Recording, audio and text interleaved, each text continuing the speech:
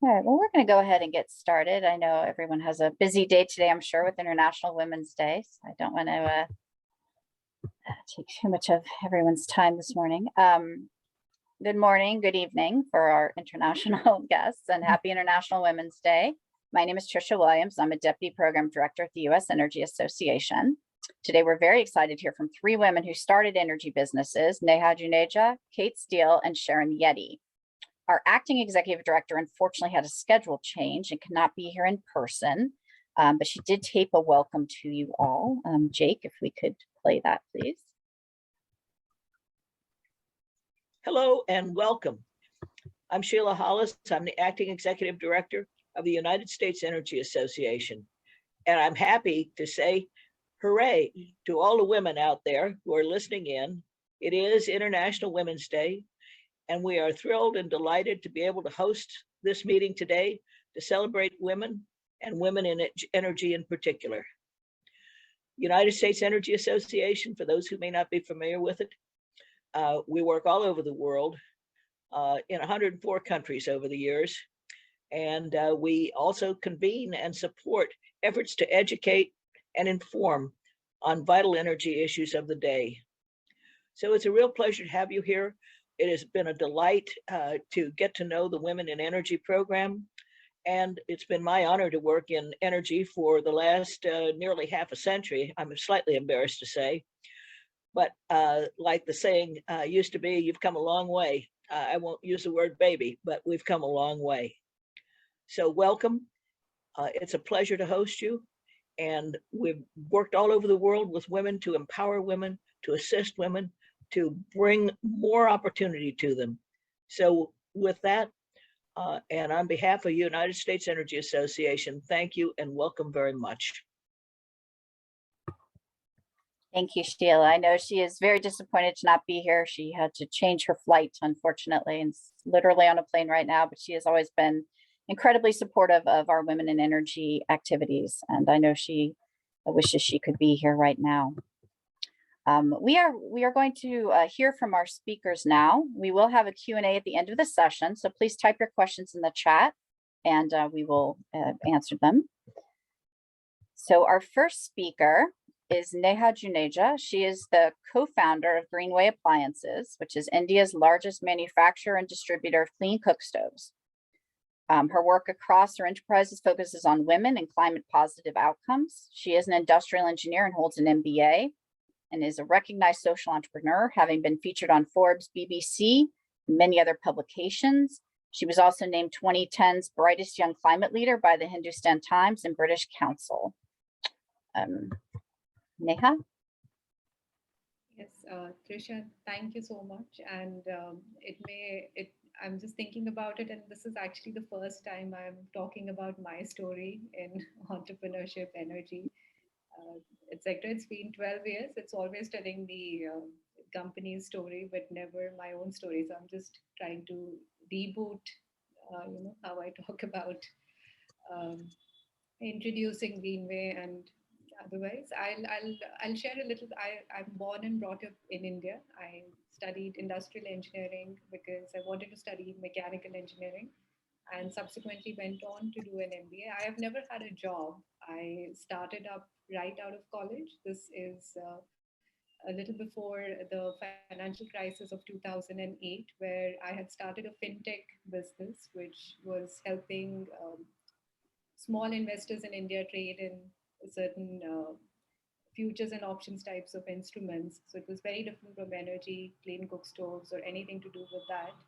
And the 2008 financial crisis happened. That business basically went bust. And I went on like a 3-month immersion in my own country to figure out what to do next, because this was a little anticlimactic. We started with high hopes, and then of course things went down. And it's during those months that I was born and brought up here. I've not studied or worked overseas, and it's after a little bit of immersion I actually started unseeing some of the problems that exist in my own country. It's just that with especially energy and women, we tend to unsee things. You'll see some, like you unsee a pothole on the road just because you need to live. You you need to get by on your day and so. Just learn to unsee how big of a problem this was. And then once I saw, like actually started seeing so many Indian households cooking on firewood, and this is 2008. This is not, the 1920s or something like that. It's a fairly reasonably modern world. And it just felt very anachronistic. You had households that had motorbikes, televisions, and yet the cooking was still happening in a very crude old way, and that was to an extent because of affordability, but also because it's such a gendered activity. At that point in time, it just seemed like a great business opportunity. One felt that, oh, so many people need a better cooking solution, so let's go and make one. And it was a lot harder than what one imagined. It took us, it's hard. I mean, household consumer products are just hard. I mean, you may have context, you may not have context. It's just still a lot of learning. And I would say that we spent, this group of three engineers, we spent the next year and a half developing some 10 different prototypes. It was prototype number 10 that we had some satisfaction with. We would put these prototypes, make 10, 15 of each, put them in shops. And whenever somebody pulled out cash to buy one, uh, that told us that yes, this product will work. And it took us until the 10th product for more than 10 people to actually want to pay for it. So it took us a long time to get there. And even after that, it took us a good 4 or 5 years to have proper product market fit, to actually have a very variant of a stove that that enough people really liked. And during this journey, we set up a factory, we raised some venture capital, which is also a little hard to come in this sector. And and I mean, there's plenty of gender bias there as well, but I mean that's everywhere. So, and since then we've grown the company to have about 1.5 million consumers now, with 90% of the consumers in India and a very small proportion in Zambia, where we had just launched pre-COVID, and we sort of would like to resume that. And Can you increase your volume a little bit? Is it possible to a yes, little bit more? yes, Trisha, I will Okay, do that. thank you. It's Sorry. called no, please don't be sorry. I hope this is better now. Okay. Okay. I forgot what I was saying, Trisha. I was right. You had talked about going into Zambia, I believe, with your products. Yes. Yeah, so that was our first international launch. But over the years, what we realized, we tried various marketing techniques. We tried everything from television, like national TV ads, to very ground level marketing, demo based marketing. And finally realized that we are able to sell stoves only in those settings where women are free. And women are free in kind of rural collective settings, like in these self help groups, or where it's pretty much only women and you're kind of excluding men. Previously, we would do demonstrations.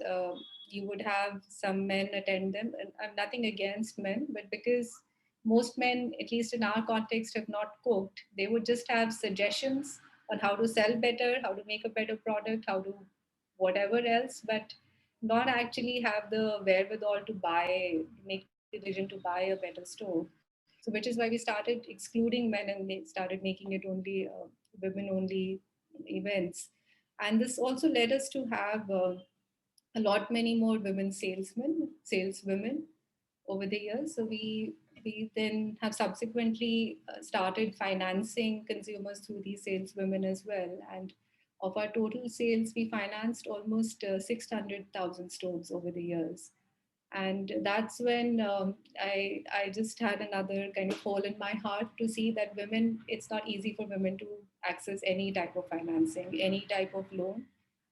India has a fairly well developed credit system, but the rejection rates for women business owners are 2.5 times that of men, for the same credit score, for the same income, for the same just about everything else except for gender. There are modern lending apps that penalize you just for being a woman or any other gender other than a man.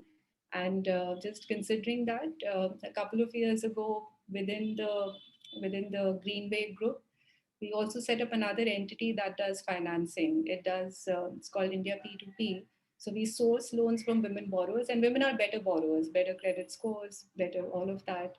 and started bundling those loans into a relatively somewhat complex product and allowing individuals to invest into fractionalized loans from women borrowers.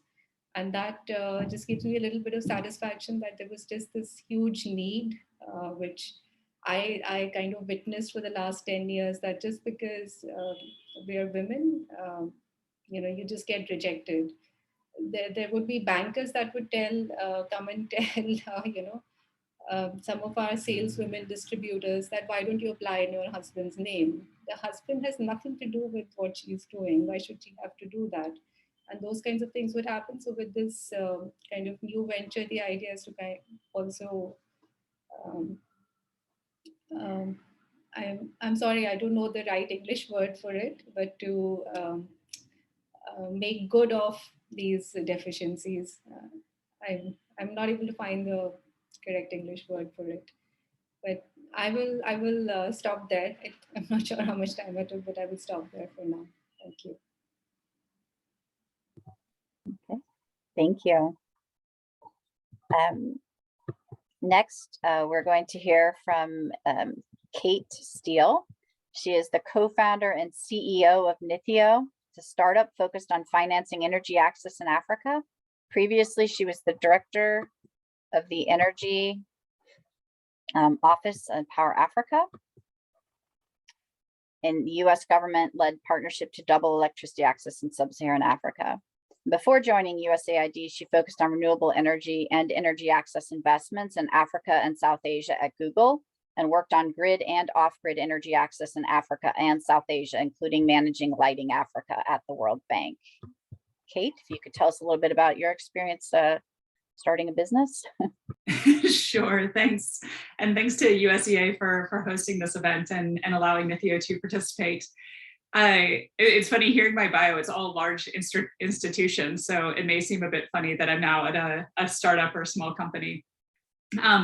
But the path to that really started when first got interested in issues of energy access. I also studied engineering, undergrad, mechanical engineering, and was really interested initially in appropriate technology and design for developing world. But after university, went to Kenya and was teaching, and happened to be when there was just a constant power crisis, power rationing, and inability to kind of keep the grid on. So I got really interested in why that would be. And it's not a technical problem because electricity is a pretty old technical system. It's not much has changed in the last 100 years in terms of how we deploy electricity. So I got really interested actually in the financing, management, policy aspects of it. And so that led me to more education, and then to these larger institutions where I felt like there was a real need for changing the regulatory environment, changing the way that the government was prioritizing energy access and how to get the money out there. But as part of that, I, at the World Bank, was managing the Lighting Africa program. This was an early initiative to really create the market for off-grid solar, primarily as a replacement for kerosene, so small-scale lanterns, but really bringing in private sector. There was already a few companies that were doing this, and this was trying to promote that as a better alternative, and really promote high-quality solar products over inferior ones that really didn't last very long. And through that, got to meet a lot of entrepreneurs who were getting into this space, doing exactly what Neha is doing, trying to get these products into the hands of consumers, and got really interested in that private sector side of it. But didn't see that there was a need to found another company that was doing the same thing. I thought these companies were doing great work and really just needed to scale. And so I was working at Google for kind of how do you start to scale those businesses? How do you make investments that can grow this sector? But ultimately felt like there was still this need for public sector support, and things weren't really ready for just private sector to take over. And that led me back to Washington, to Power Africa, where really the goal was to bring in, especially US investment, but largely private investment into the energy access sector, both at large scale for grid generation, as well as for down to this small scale home systems, microgrids, things like that. So ended up doing the entrepreneurial side of things. I know Trish is going to be one of your other questions about how do you start a business. Actually was really lucky to partner up with a venture builder in the DC area. It's Kupanda Capital. They really launched businesses focused on African markets. And so partnered with them on this idea of what was holding back large-scale investment in off-grid energy in Africa specifically. And what we found was there's a great technical solution. There's ability to pay, especially for a finance solution, really across the board. But there's an inability to understand what households can actually pay for and what those payment patterns might look like. So we developed a model where we could understand this kind of household credit risk and what were consumers able to pay, what type of products fit those customers, and found that that was something that would be able to help companies that were trying to deploy off-grid energy products, help them better understand their customers, where to find them, but also to understand those cash flows that were going to come back to them. Most of these systems are financed on a pay-as-you-go basis. It's not a regular payment. It's more as the funds are available, the system gets paid back. And it can be very erratic how those payments come in. And you really need to understand what the cash flow looks like. One, to run your own business, but certainly to turn around and try and convince investors to invest in your company. So we founded the company with this kind of risk analytics engine where we could understand that household credit risk. We use that as a standalone product where we work with other investors in the space. We work with governments, we work with distributors to help them better understand those customers. But then we also have financing. We, maybe similar to Neha too, saw that financing was also the need for the sector. So we have an investment vehicle that's a financial intermediary. We lend to companies who are deploying these off-grid products across Africa. And we just see huge market potential for this. And I think this is kind of fits where my background was leading to, as far as seeing the need for something that raises all boats, not trying to make one specific company successful, apart from obviously trying to make Nithio successful. But if we're successful, the entire sector is. And I think that's where we can have the greatest impact, is by being this force to kind of drive the investment, drive new connections. We know that energy access really is something that benefits women and children more than men in the household. So see a great gender dimension to that too. And I think we'll talk a little bit more about the gender aspect of founding the companies ourselves, but we had an interesting path where we're entirely female founded. And in the first year, we had 100% female employees and 80% of our board was women, and had an interesting situation. We were trying to actually diversify by bringing in more men, making sure that we felt like if we were committed to gender diversity across the board, that meant we needed to diversify our team and diversify our board as well. So a little bit different than what you typically see in early companies. Well, that is a very interesting. We had that problem a bit in our group for a while as well at USEA, where we were rather female heavy too. Thank you for that. And yes, you hit on several of the questions I do have and will be asking. After we hear from Sharon Yeti, who is the CEO for PowerLive Zimbabwe, a leading energy provider generating clean, safe, and sustainable energy solutions to women and their communities in Zimbabwe. PowerLive has sold, distributed, and installed over 3,500 solar home systems to the off-grid and marginalized communities of Zimbabwe. Their mission is to end energy poverty with a gender lens, as it is empowering women living in the rural areas. 85% of the sales agents and 40% of the technicians at PowerLive are women. She believes that access to energy services can improve women's health and well-being, and thereby supporting the achievement of several of the SDG 5 and SDG 7 in particular, the Agenda for Sustainable Development. Sharon, you'd like to share some of your experiences? Yes, thank you for having me today. Now, unlike my two colleagues, I have a background in finance and business management, and I have worked in the corporate world for 11 years, and 3 of these were at a solar energy company, which I can say my passion for solar energy started.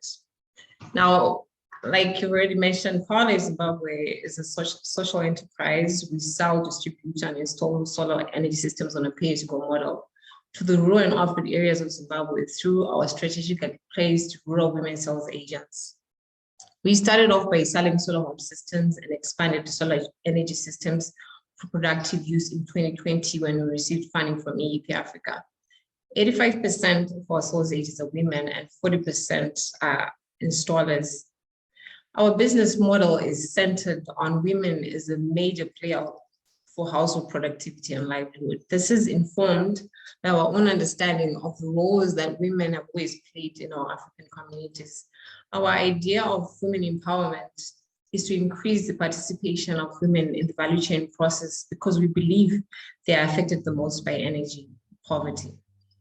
Now, going to why I founded Power Life, I'd say some of my childhood experience contributed because I come from a family of girls. So, there's always a need to want to prove yourself and be something better. But I would say the biggest impact for me came in 2012 when I participated in the national census in Masvingo, like a district here in Zimbabwe. And then I remember I was deployed in like rural, like the very deep rural areas. But then I was a supervisor and was supposed to stay in that area for 10 days. So you find that as a supervisor, I would really just visit the households and just find out how the officers had done the questioning and just trying to find the process. And during that time, I also ended up talking to the women because usually they're the ones who were at home. So that's when I found out about the challenges that they were facing, getting water, lighting, some didn't even have money to buy the candles. So I think that's when I decided that, I really want to be able to help these women, do something with their lives. And then that's when the idea of Power Life came, And then when I worked for the solar energy company, that's when the idea came that, okay, I could really help these women, learning so much about solar energy and the benefits and the fact that it's actually much cheaper and safer than the modes of energy that we're using today. But it hasn't been an easy journey. There's been a number of challenges that I've faced along the way. There's been the need to defy social expectations. Most female business owners who have attended networking events can relate to this scenario. I remember last year we had a consultation on the standards of SHS solar home systems. And at the event, I think I was the only female founder there in a room full of engineers. And imagine I have a finance and business management background and having to stand up and improve yourself, because people are always going to be looking at you and thinking, okay, so what is she going to tell us? She doesn't even know anything. So I've learned to stand my ground and actually prove myself and improve my knowledge on the technical aspects, so it's helped. And then the issue that's already been mentioned, the access to funding, we started Power Life in 2018 and we didn't manage to get funding until 2020. And I can tell you during that time, we were rejected more than 10 times by banks here in Zimbabwe and other institutions. So it was really difficult. Though things have kind of improved after we got funding from EEP Africa, because I think because of the exposure. So it has really helped. And then there's the issue of being taken seriously and the belief that certain things are supposed to be done by men. Like our business model, like I've mentioned earlier on, we work with people who live in the rural areas. Now, it's not very common to find a woman who's owning a solar energy company in the rural areas, and you want to talk to these people and be saying that we want to employ the women. We faced a lot of resistance initially, and we had to go back to the drawing board and re-strategize and think, okay, we really want to go back and see how we can do this differently. So what we did was we thought we would talk to the men in the communities, and because the culture here in Zimbabwe is something that's taken seriously. It's not something you can easily override. So we had to start talking to the men and just try to convince them that we want to talk to you, we want to work with your wives, we want to work with your daughters, and the benefits are so many. And with time, people started to accept us, it became better. We still have challenges in some areas now, but then it's because we started selling years back. A lot of people know about Power Life and the quest to work with women. So it's easier now, unlike it was initially. And then the other issue is that I didn't have like a support network when we started. I'm now seeing the benefits of it, but then without a support network, there was nothing much I could do, because there's always a need to grow your company. You need to be supported business development wise. And all of that started coming through when we got funding from AEP, because besides the funding, they've also been helping us tremendously through business support and linking us to other investors. So I'd say this was the biggest challenge, I think, for the first year and a half after we started, but things have kind of improved now. And then I think this point is one that most women can relate to. There's the issue of balancing business and family life. You know, I mean, here I am wanting to be the best in this field, wanting to be successful. But then at the same time, I've got a family at home and I also want to be the best mother. So sometimes finding the balance can be a challenge. But then what I've noticed is that having my own business allows flexibility for me to be able to at least spare some time and just do something with my family and then dedicate most of my time to my work. So it's been a challenging journey, but beautiful as well. And let me just say, I'll keep on fighting until things become better. Thank you. Thank you all very much. So I do have a lot of questions, and the chat is open if some of our participants also have questions, but I did want to start with this one. I find the whole concept of starting a business daunting. I mean, I wouldn't even know where to begin. Do you need a business background? Do you need a business degree to be able to start a company? Is that useful, or are there other resources you found along the way that helped? If you can talk a little bit about how you were able to take your energy knowledge or accounting knowledge in one case and turn it into being able to start a business and knowing what you need to do and the laws and regulations and all of that. I'd say initially what's important initially is the passion. You need that even for the bad days because it'll sustain you. Of course, as you start going and moving along with the business, there's need for that, for the knowledge, you know, because it helps you understand more about managing people that we work with. Because if you're just an entrepreneur without the business background, you don't understand some of these things. And I believe you need all those components for your business to be a success in the end. So I think initially not really, you need the passion and of course do some research as you go along, but there's also need to research more so that you know the area that you're operating in, so that you can anticipate challenges and know what to do when they do come. Since I have no business training, I can say also not necessary. I already alluded to one thing that was helpful was working with a venture builder, but I think it's more broadly finding those advisors, finding that community and finding the resources that starting out with a venture builder is an extraordinarily beneficial way to do this because of the experience of knowing, as I said, the things that you might run afoul of as far as legal issues or tax issues, insurance, all of that. But there are a lot of accelerators or incubators that can help with that. I think there's a lot of resources out there, and that's not just a US thing. There are quite a number of them internationally.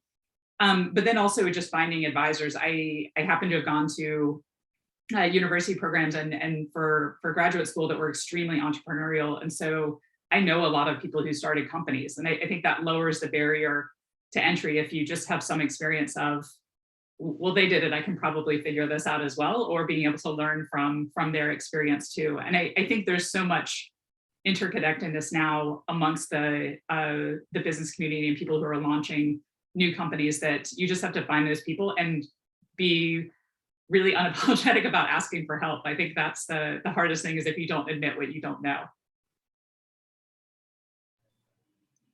Trisha, I would say that in at least my context, there's just a lot of startups, in everywhere in the world. So there's a saying in the startup community that I don't have time for an MBA if I don't, start up now.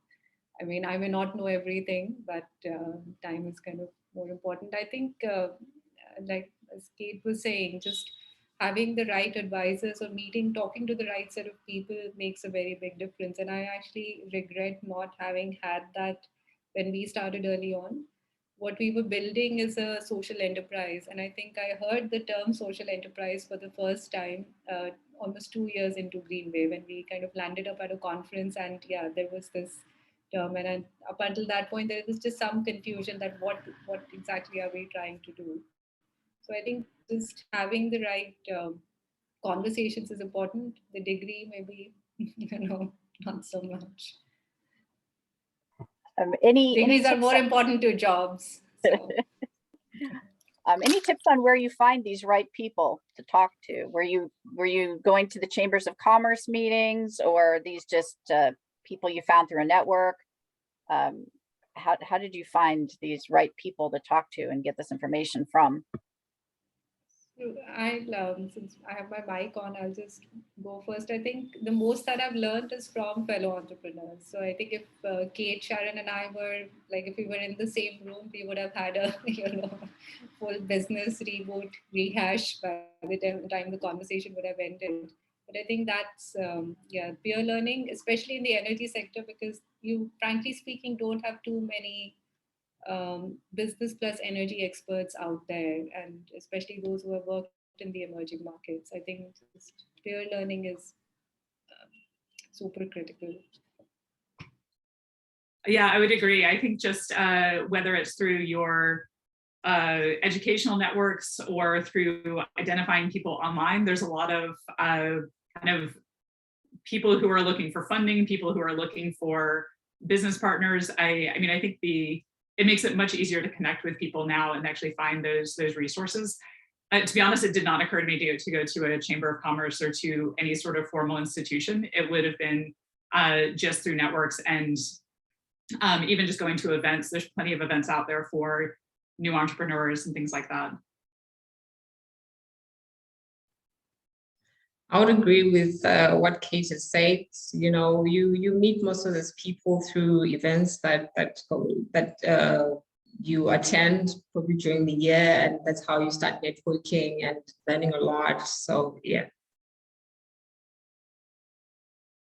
Great. Well, Kate actually touched on one of my other questions, because I have been seeing a lot in the space about the incubators and accelerators. Especially for clean energy, new technology, innovation, as well as just clean energy startups.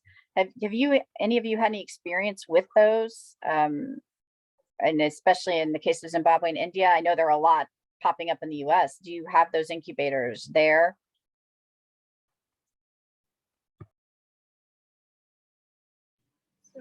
Here in Zimbabwe, not so much, No, there haven't been a lot. So hopefully this year and the coming years, things will improve. I'm not sure about Neha. So Sharon and Trisha, there are lots of incubators in India right now, so much so that they have to compete like startups to get startups. But it was not so 10, 12 years ago when the whole sort of VC funding industry was taking on. And I think it's, I would say that if you're, especially sometimes you're trying to build something in an area that you don't know everything about. In that sense, having an incubator, a good incubator, is quite helpful. Yeah, I think we didn't do an early stage incubator. I think because partly working with a venture builder, it's a bit like doing that. But we do work with Third Derivative, which is a Rocky Mountain Institute New Energy Nexus partnership that is companies that are a little bit further along, but has been really beneficial with just an additional network. It's all climate tech companies, but really helpful with things like introductions to people who can help with fundraising, with people who can help with marketing, communications. It's again building up those additional resources that you can draw on. Okay. Great, thank you. I am seeing more of them. I did notice, at least for one of them in the US, and I admit you can't extrapolate that out to all of them, but for the CalSeed, which is a California state-run incubator, only 8 of the awardees were women-owned businesses out of over 90. So, and in general, I think women are about 11% of the energy business owners. What do you think we can do to change that, to increase that number? Well, I'd say having building a support network that encourages more women entrepreneurs to learn from the ones that are already there in the field. So I think that's the biggest, and just giving them a platform where they can learn and ask questions, I think it would really help. And funding, it's really difficult for women-led organizations to access funding. I think if that also opens, that would help. A lot of people would come forward. And that's maybe where the incubators could come in with some of the funding as well. Okay, and Neha, did you? So, Trisha, this is I wish I had a good answer, but I don't. It's a much bigger, much more kind of wicked problem. Getting women into having more representation is generally a bigger problem. It's it's a problem in the energy sector, but then also a problem everywhere else. Yeah, I wish I had a better answer as well, but I think part of it is just seeing examples, and I don't think that's enough. You have to have more things to accelerate how many women come into this. But it's something I talk about with male founders, that they really struggle to recruit women. And I think once your company gets to a certain size and it has maybe a culture that is more male dominated, it does get really hard to recruit women. And I think that's something where we've never had an issue because of, our chief data scientist is female. She has no trouble identifying female chief data scientists who I think are probably excited to have a mentor who is female. So I think that there is, as you see more and more female entrepreneurs, I think that kind of builds on itself, that there's more people who see, oh, she did it, I can probably do it too. You have additional resources. And I think the culture of it starts to change as you have more female investors too. I think that's part of the issue, is you don't have a lot of female partners at VC firms. I think as that starts to grow, as you start to see more female oriented funds, that really solves a lot of the problem as well. Never going to be fast as we'd like it to be, but hopefully some good steps. Of course not. And I know that was a very difficult question. Apologies. This is another one. Sorry, we're going to get on a really hard topic here. Financing. This is the other big barrier, especially when you're starting up a company, and then women have this additional barrier. So several questions on this. One of our participants has asked, what steps can a woman take to overcome the financing barriers facing women? I'm not sure if that is for the equipment or the solar installations, as you all were talking, or just about financing your company. So maybe we'll just answer both of them. So we can start with, how are you helping women in your communities finance the solar, the cook stoves, et cetera? I know you both touched on it a little bit earlier, but if we could go into a little more detail about that.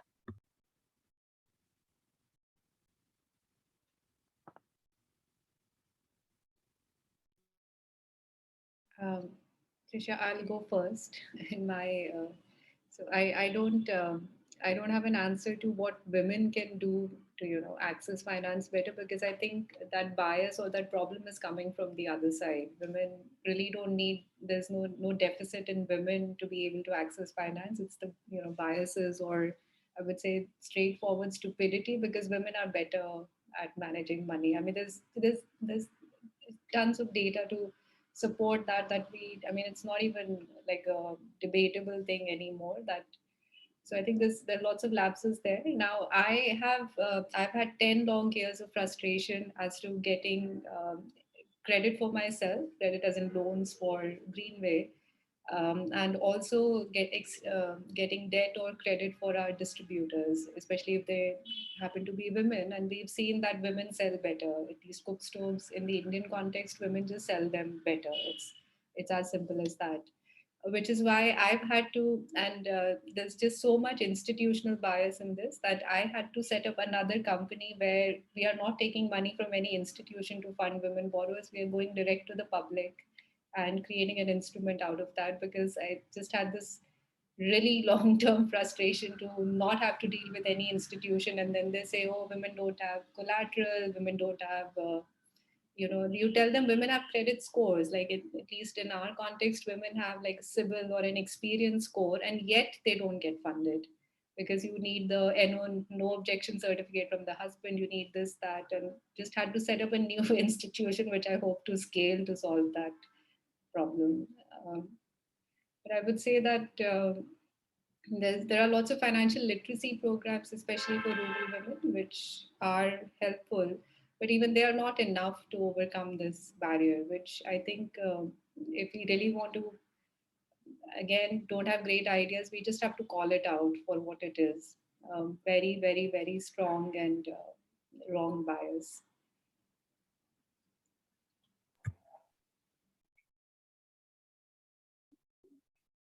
Sharon, yeah, okay. Well, I would also agree with Neha. I don't know if there's anything that women can do right now to improve this. Maybe what we can only do is to reach out to the investors and to the institutions that fund companies to open up more to women-led organizations, so that it becomes easier for us to even reach out to the women that we work with who are on the ground.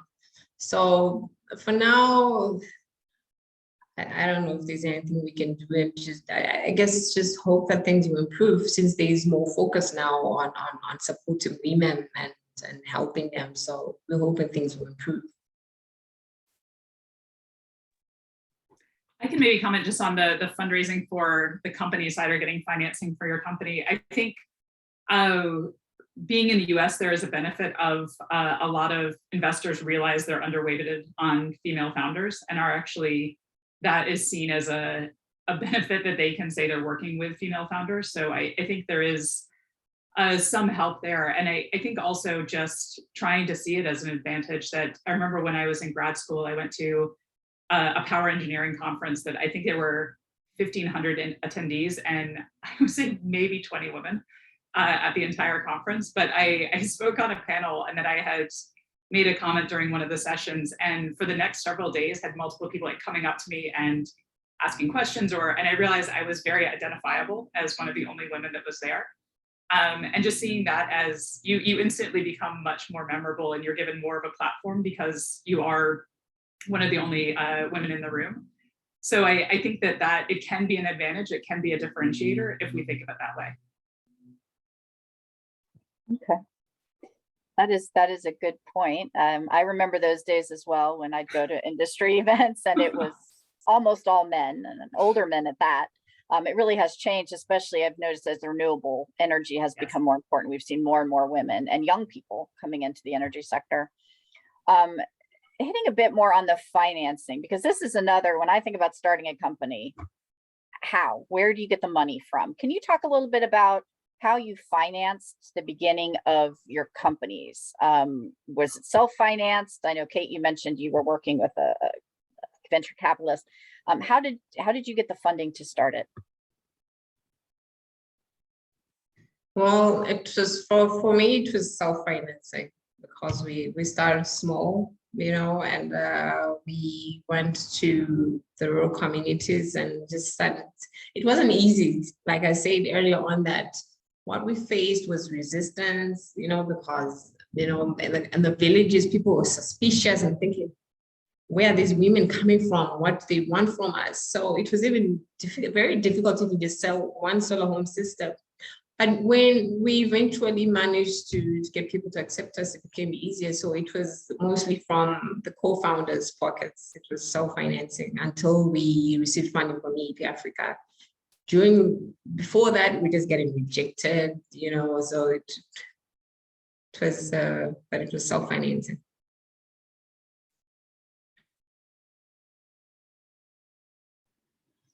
Trisha, for me, for both my ventures, it's been venture financing. And the thing about venture capital or venture financing is that this is something I've learned after the first round, and it's silly to say that it took 2 rounds to learn this.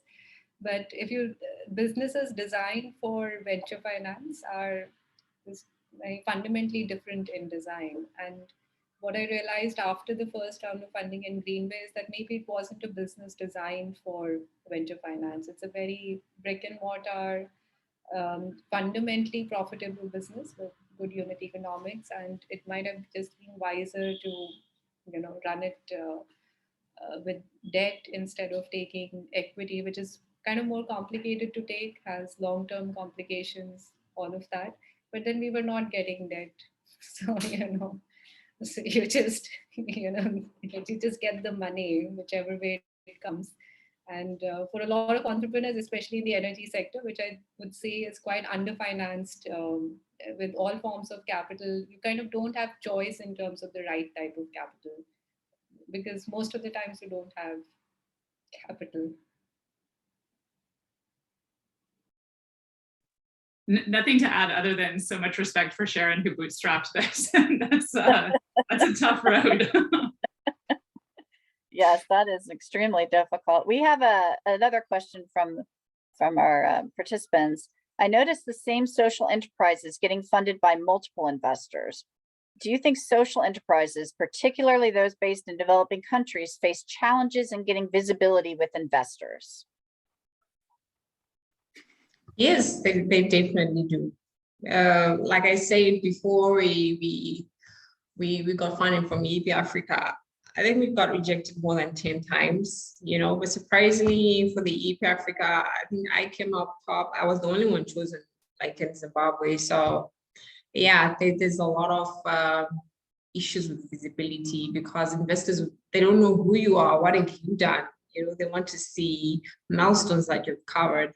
And half the time you wouldn't have done much, but you really believe in your dream. So yeah, there's like a lot of challenges with being noticed by international investors.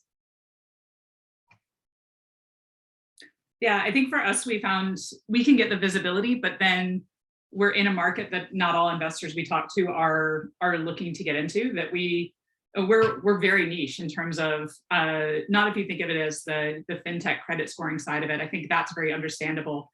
But then as you get into, well, how motivated are you about energy access and climate tech? And are you interested in investments in emerging markets? And I think that's a big hurdle. If we're talking to a potential investor that has not done anything outside the US, has not done anything in sub-Saharan Africa, or is not really familiar with kind of the energy access issues or what's involved there, it's a really long journey to get them to where they're going to see the value of Nithyo and see what we're doing. So I think that's actually why you see this concentration of certain investors being very heavily weighted, like certain types of social impact sectors have a lot of the same investors. Those are the ones who kind of get it. I think we're trying to bring along a new cohort that also gets it and will be heavily invested in these issues. But I do think that's why you see the concentration. So India is a little different because India has a fairly vibrant venture capital market. So I would say that it's a little bit easier in India, but yet, I would definitely say that it is. There are multiple, at least there are multiple investors who have the local context, who maybe even local funds or so. There are multiple, but then of course not. The fund sizes and so are not large enough to support the number of enterprises that we churn out every year. Do you have any advice on how to attract the investors, or something you did that worked, that got their attention and led them to invest in your company? Was it just a matter of success begets success? You had some small successes and built on them and then they noticed you? Or did you have to go out and do something to be noticed? Do you have any tips on how to get them to see you? Well, I'd say having a very clear business model and how you want to execute it helps, because you always have a call for proposals coming out every now and then. And I've noticed that if you don't really know what you're doing, what you want, what you're going to do, what you want to achieve the next 5 years, if it's hazy, they rarely look at you. But if you know what you want and you're clear about your objectives, your goals, I mean, where do you see yourself in 5 years? Where do you see yourself in 10 years? It really helps, because then they become interested and they think, okay, this person knows what they're doing. I think we want to know more about Powerlife and where they're going. So I'd say probably having a very clear business model helps, and marketing as well. You know, I think with COVID-19, there's been a lot of activity online now, unlike before. So I think it would help to just put out whatever it is that you're achieving, you know, be it small, you know, whatever it is that you manage to do in a day. If it's just one customer, you know, just put it out there and just show that this is what we're doing. There just needs to be some activity and not just to be quiet. You know, I think that would help.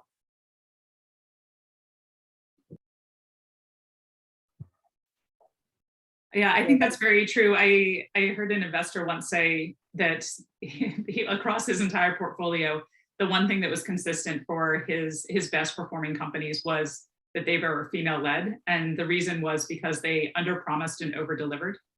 And I do think that is, we even find that we tend to be heads down on what we're working about and need to remember to come up and put out the press release or talk more on social media about what we're doing. And it is really essential. I think, you know, we'd like to think just the work is the essential part of it, but I think if you want to attract attention, attract investors, you do have to talk quite a bit about what you're doing and make more of a splash about it. And yeah, we like to be in the camp that underpromises and never delivers, but at some point you do have to be more out there. Neha, you have something to add? Yes. So Trisha, Sharon and Kate have said what I wanted to say, just because I have the mic on, so I'll just say one very little thing, which is not really specific to the energy sector, but it's important when we speak with investors, it's important to understand what the valuation drivers for the business are. Sometimes what you're doing day to day is just a means of achieving a very different valuation marker. And this is more complex in the energy space. But I think we need to have more conversations between capital providers and enterprises as to what those valuation markers are. The valuation markers could be your distribution network. They could be something as, I mean, I wouldn't say vague as brand loyalty, that, you know, if, it could be, these are new markets. These are, energy is a very critical, you know, day-to-day regular need. You need to cook food, or you need to light your home all the time, every day. So there are some really great valuation markers that can come out of the energy sector, which I think the sector needs to get together and define.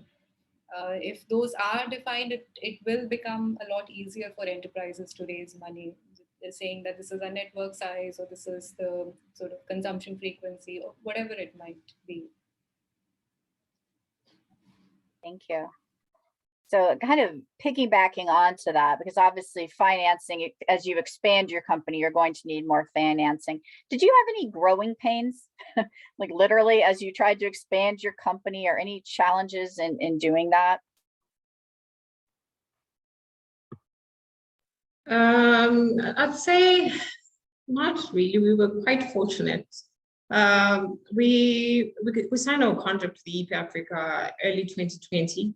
And for the rest of the year, we didn't do much because of COVID-19. Yeah. And then towards the end of the year, we managed to secure funding from SEMA for the Energy Access Relief Fund for those companies that were affected by COVID-19. So we received the funding in January of 2021, which helped sustain us throughout the year. And also the disbursements from EP Africa were coming through the year as well. And this year, we've managed to secure funding from SEMA again through the Distributed Finance Fund. So it has been, we've been very fortunate, let me say that, and hopefully that things will stay that way. Yeah, it's very fortunate. So COVID did impact your business, I would assume, a fair amount. Yes, yes, it did. It did, because we have to go out to the rural areas to sell our systems, you know, and then we couldn't travel. We couldn't sell anything. We couldn't restock either, because I remember suppliers got affected during that time, and then we ran out of stock, and one thing led to another. But then the funding we got from Energy Access Relief Fund helped us retain our workers, because part of the condition was that we were to retain our workers, not retrench until we're back on our feet. So it really helped us. Mhm. Great. Are you guys able to go back out into the field now? Or are your restrictions Yes. lifted now? Yes. Okay. No, they were lifted. So we're able to go back to go Great. into the field. So now we're back to Great. what we're doing. A lot of businesses struggled during this time. Kate, you had a comment about that as well? Well, one to talk to Sharon in the future about her financing needs, but I think one of the growth is not always, the bottleneck to growth is not always financing. I think honestly hiring people is also a challenge, and just being able to, I think in an early stage company, you have to be really careful about getting the right people and the right mix, because everyone has to cover multiple things until you can grow a little bit bigger. So that takes a lot of time. And I think that is, there's so much focus on starting a company and how do you fund it, but how you identify those people and how you retain them, I think is also a big issue. Yeah, I second what Kate, just hiring and keeping the team intact is quite a task. I mean, and we're asking about growing pains. I can tell you so much pain, so much pain, And I distinctly remember, so we started with a team of 3, and we're about 340 people now. It's Wow. over a decade long. And when we went from 3 to 10, we had a lot of distress and pain, and then things were fine. Then 10 to 30, again, a lot of distress and pain, and then 30 to 100, a lot of distress and pain, because the organization is kind of changing. People sometimes reporting is not said, people are getting confused about hierarchy, all of those kinds of things. So when I speak with somebody, I just tell them that, 1, 10, 10, 30, 100, just, and I think once we kind of set things at about 100, we had a difficult time during COVID. India had very harsh lockdowns. Yeah. And, and you can produce, you can, move, you can do anything. But even because the organization was set that we've not had that type of pain again. Now we're doing this new fintech, the lending business or the investment business. So I'm just anticipating those 10 to 30 pains to come up anytime soon. And then of course the 30 to 100. Okay, I'm seeing some questions in the chat now. I apologize. Okay. This kind of goes along with one of the questions I was thinking, like who were some of your female role models in your career, and how did they teach or inspire you? Did you have some women along the way who supported, promoted, or inspired you on this journey? Well, I'd say my female role models weren't in the energy sector. They are in different sectors, but I think I drew strength from the courage that they had in just standing up, because I think the challenges that women face is not just in the energy sector. I'd say it's across the board. It's easier in some, it's more difficult in some, but I can say we can relate to some of these challenges that we face. So yes, I've had some role models here in Zim that I still look up to, and they're really impressed that I've come this far. So yes, I've had female role models that I looked up to, but they weren't in the energy sector. I'll say I think I've had a lot of peer role models, both men and women, in terms of the companies they've started and seeing their path. And I'll give a shout out to Department of Energy, the C3E Women's Empowerment Program, which I think is a great event and overall awards and a way to bring together women who are working in the energy sector. I think the women who are involved in that are fantastic, and I think are really both the kind of mid-career and later career women who are involved provide a lot of mentorship to women who are up and coming, and it's just a great network to have. Trisha, I've we work with a lot of women, and then that some or most of them are just generally very inspiring. But I feel most inspired by regular folks who are just able to be themselves, and still do this the kind of, I would say, difficult work in this sector, especially clean, renewable energy in rural areas. But just women, especially women who are just able to be themselves, just while doing this difficult work is very, I mean, it's inspiring, and it's very motivating to see. Right. Who or what would you consider the key to your success? Maybe it's a person or an organization or just your passion. What do you think contributed to this success, especially given you kept your business going during COVID? A lot of businesses crashed during that time, a lot of them. So what do you think the key to your success was?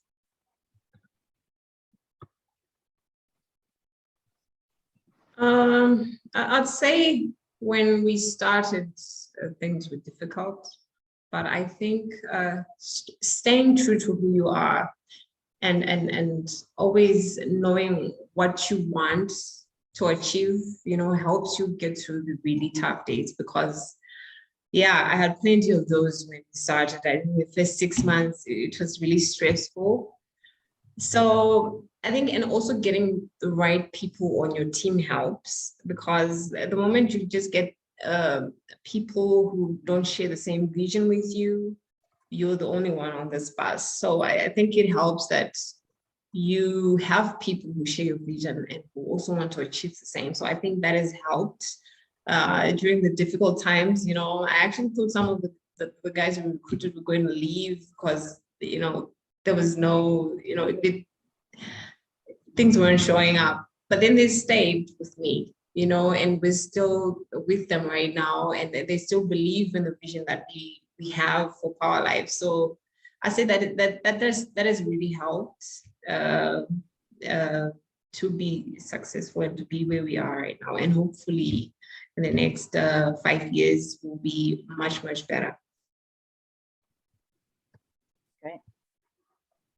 Hopefully you made it through the worst of it. I should knock on wood on this one, but I can't imagine much more than a pandemic that hurt your business for 2 years. So hopefully the worst is behind us, but if I didn't jinx it all, I apologize. Kate, did you want to comment on this as well?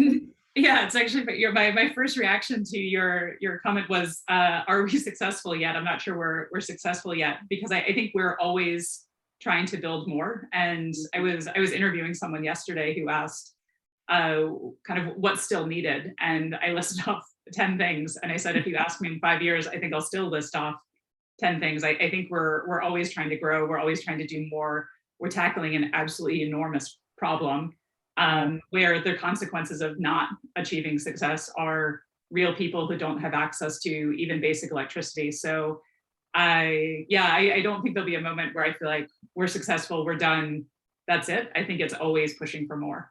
Mm-hmm. Trisha, in our experience, we've had so many near-death moments before COVID that those made us, sort of strong for COVID. And I think people talk about accepting or talking about failure, but most organizations or startups have multiple near-death moments, and I think they only make you stronger,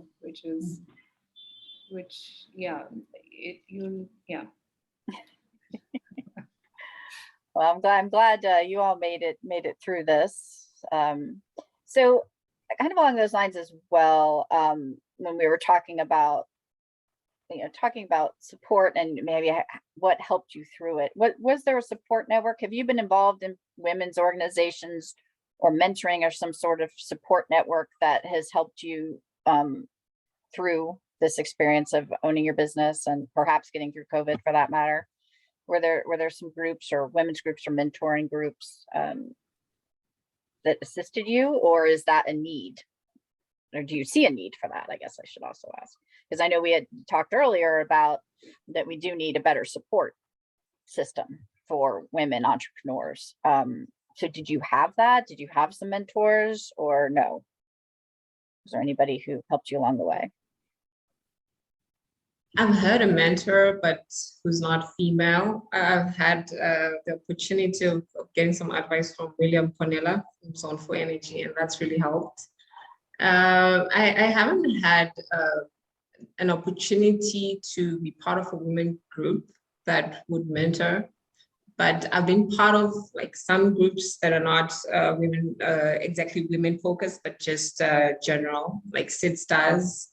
It really helped. And then EEP as well have helped facilitate some of the programs that helped, like during COVID mostly. So I'd say would need more, because it's easier to relate to a women mentor, to a female mentor, because if it's a male mentor, you probably be thinking, yeah, but I've got kids at home, I have to go back and cook, I don't know if you understand that, so if it's a female, you'd probably be thinking we're on the same boat, so you'd understand each other better. So I think there's need for that.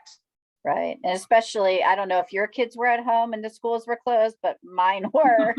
And having someone who understands that you're trying to get your children to learn virtually while you're doing your job I know. I know. It was stressful. It was very stressful. I gave birth end of 2019. So throughout COVID, I had a small baby. So it was really stressful during that time, trying to manage work and then you have a baby here. And it was crazy. But I think we'd need more support. It would really help. And more support from women too, who could understand a little more of some of those tensions, I'll call it, the attempts to get that balance and to do everything when you have limited time and resources. Definitely. Kate, I think you had a comment as well. Yeah, and I'll actually segue this into another question that's in the chat. So I do think that most of the networks that I have gotten mentorship from are informal. It's not a group that regularly gets together or that I go out to, but I think there's always those people that what stage they can be helpful or what specifically you can ask them about. I think that's really beneficial. There was a question in the chat about what permanent changes came from COVID. And I think for our company, one of them has been, we went fully remote, that we realized that having a decentralized team is actually to our benefit. We're in 6 countries right now. And so we don't have a cluster of people who are all working together. We have kind of small clusters, but it was actually a big equalizer to have everyone on Zoom. And so there was no reason. We do co-working space where people do need to get out of the house, but generally found that the remote work does help our team. But on the gender aspect of it, I think prior to everyone being on Zoom, there was a little bit more, it was much easier to hide your home life. And I think especially for male colleagues, you just didn't see that because you didn't see as much of the participation in the home life.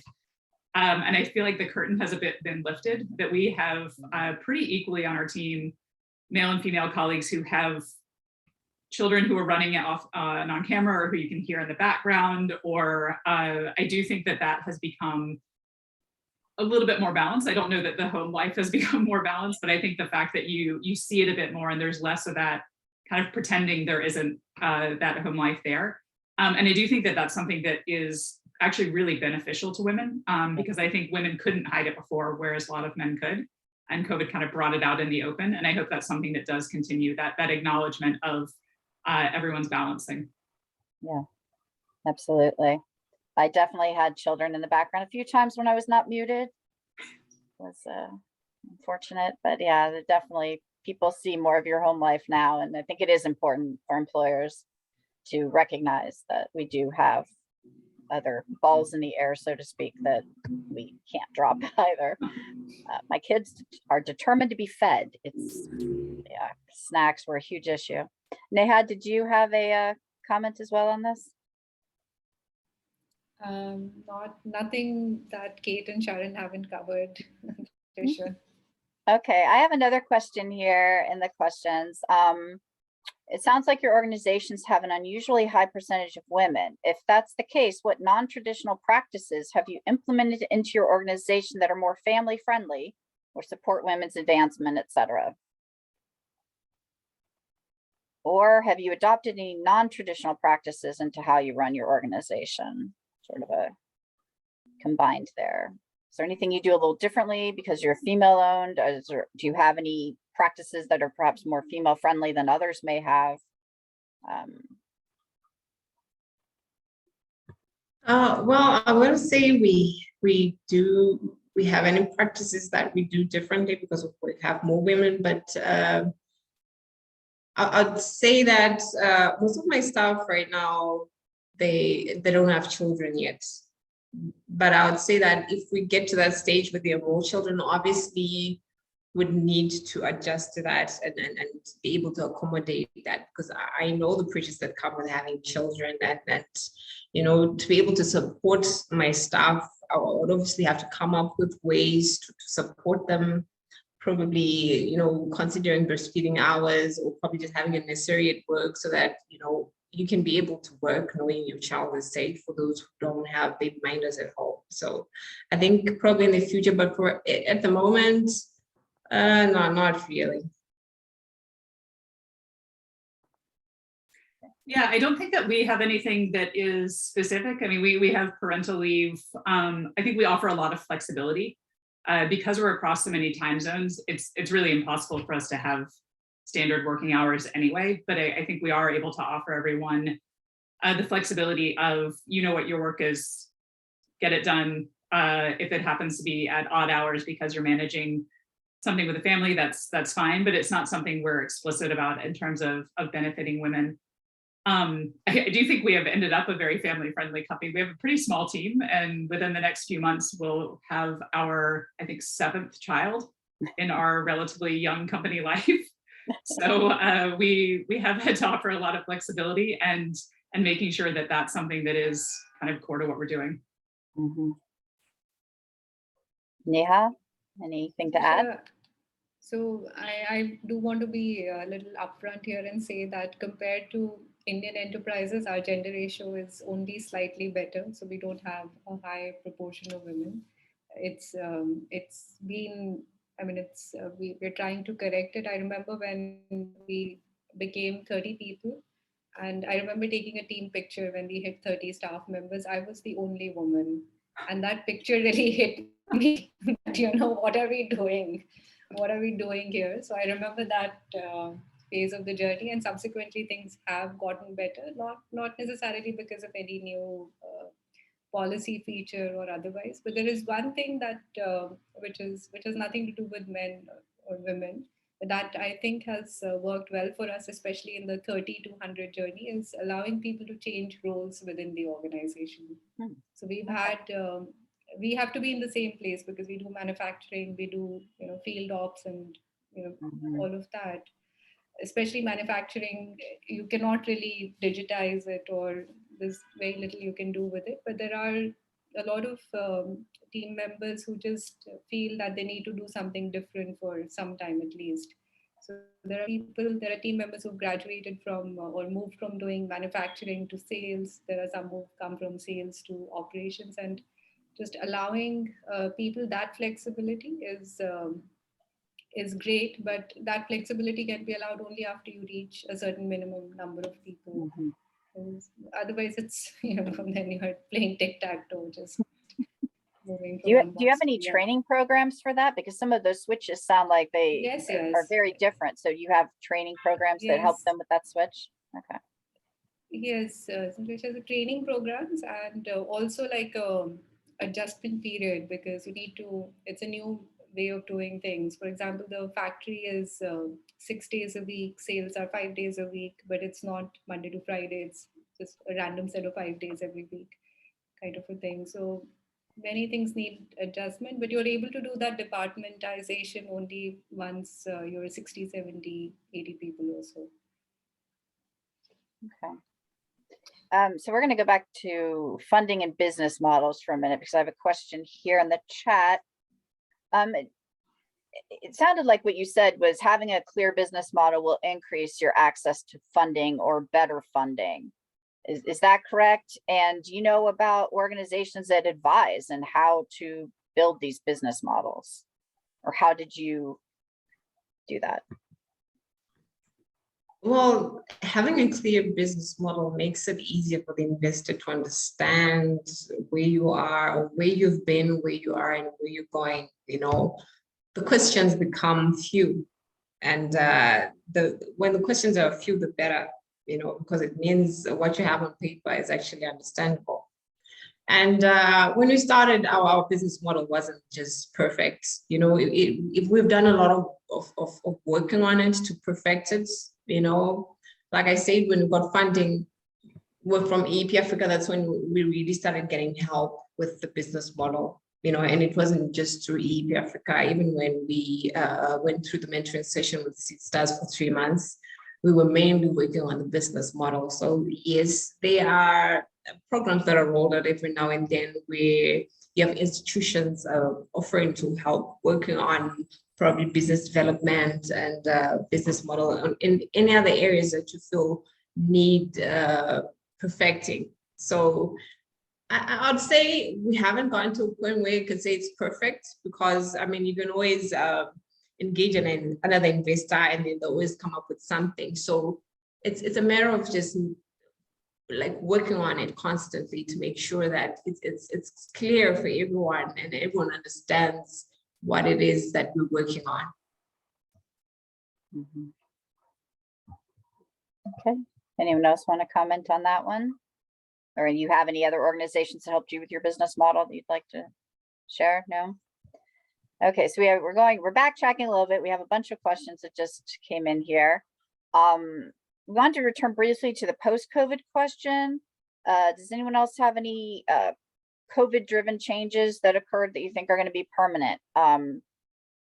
Kate had talked, I believe, about flexibility. There's more flexibility now.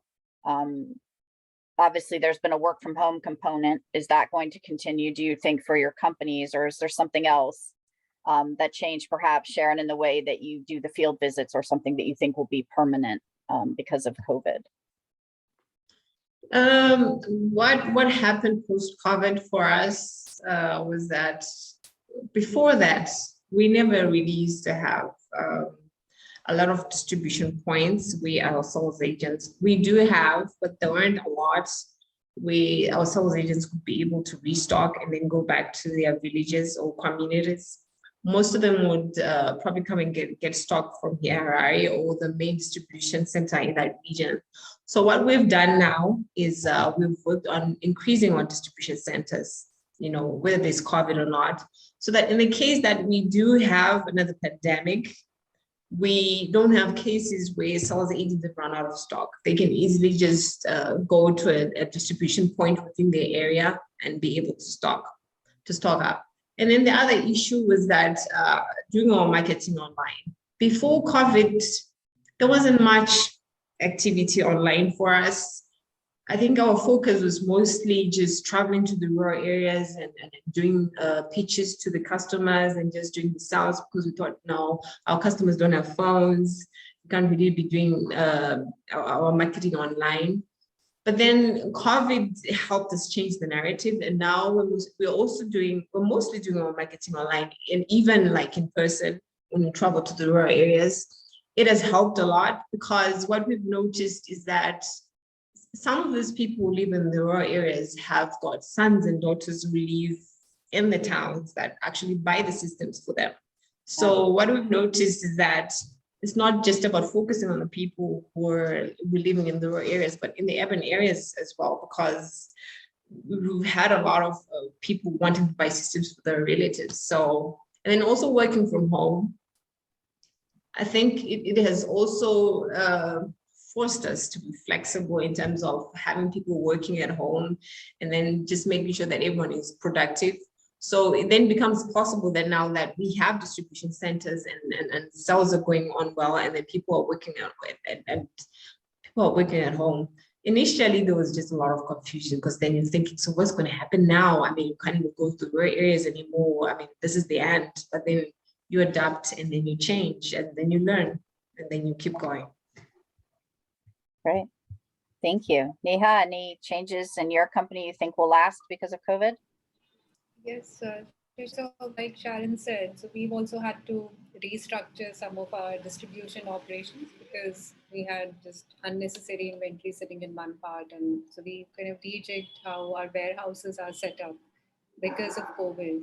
And also we are doing a lot less travel to meet each other, because now you can make a decision over a Zoom call. Previously, it was just a cultural thing that you need to take a train or a bus or flight somewhere, meet in person, and then discuss something to close the issue.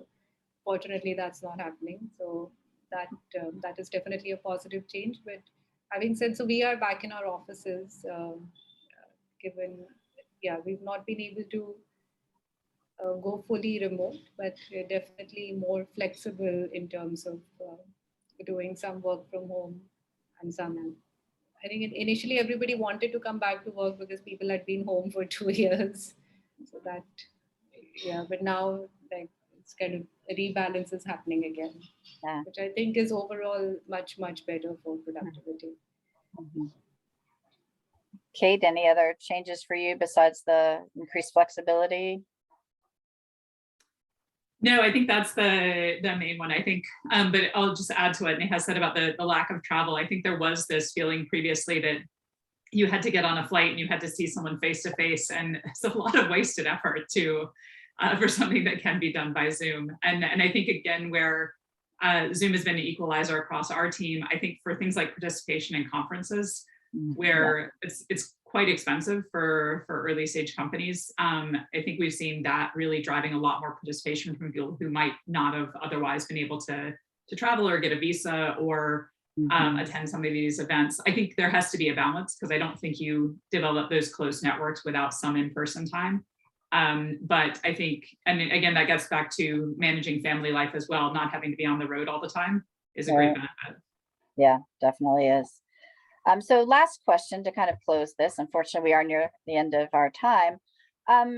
Sort of as a wrap up, do you have any regrets or lessons learned that you'd like to share with others that are considering starting their own businesses? If you had a piece of advice or a lesson learned, what would that be? Well, I'll say when starting a business, don't go with an attitude of I know it all, because you have a strong passion. I think you need to be in a position where you're willing to learn from others, because I think we all build each other as we go along. So I'd say be willing to learn too, and be willing to be resilient, because it's not easy. Of course, we have days when we celebrate, but most of the days, you're stressed, you're worried about sales, you're worried about COVID. So you have to be willing to learn and just stay strong. Very good advice. So I will answer this question, but I also really want to answer Marina's question about how to encourage girls in STEM. So I'll be very brief on that. I think the way to do this, she said she has a 12-year-old daughter. She wants to go into engineering. Make it fun. I think I was always interested in science, but the reason I'm an engineer, not that I practice engineering, was because I had high school physics teacher that it was all about cars and shooting things and kind of the real world aspects of physics and making it really, really fun. And same thing for my university, was all about building things in the first few years. And I think that's what really gets people engaged. So don't push the equations, push the fun side of it. But on the lessons learned, I think what Sharon has said is absolutely true. The thing I'll add is patience. I think there's, like I said before, we're dealing with big real world issues. We all want to get there as fast as we possibly can. It's going to be slow. Everything will take longer than you think it's going to, but always kind of keeping that push going. You do need a lot of perseverance, but you need a lot of patience. Yeah. Neha, any final thoughts, words of advice, lessons learned? Yes, there are many things, Trisha. So I'm just thinking, what should I bring up? But I would say that one of the things I wished I'd done better is in the initial stages of Greenway, just giving a consistent vision of what the different milestones of the enterprise are to the team. Like what happens when you're running a business where you are the entrepreneur, there's a lot of permutation, combination going on in your head. And you know that if this doesn't work, this will happen, this doesn't work, this will happen. But a lot of times the team, you cannot share everything with the team because more often than not, it's bad news or, just something negative. So you don't want to give that message also, but just keeping people aligned with the various milestones and just telling people or telling your team that this is an experiment. It works, it works, it doesn't. Just making some of that messaging clear is that we'll try this, it doesn't work, we'll try something else. But that's the goal, which howsoever we get there. And I think we missed doing some of that. We were just, why are we not making sales? Why are we not producing stoves? Which is just bad management. But all entrepreneurs do it. And we should not,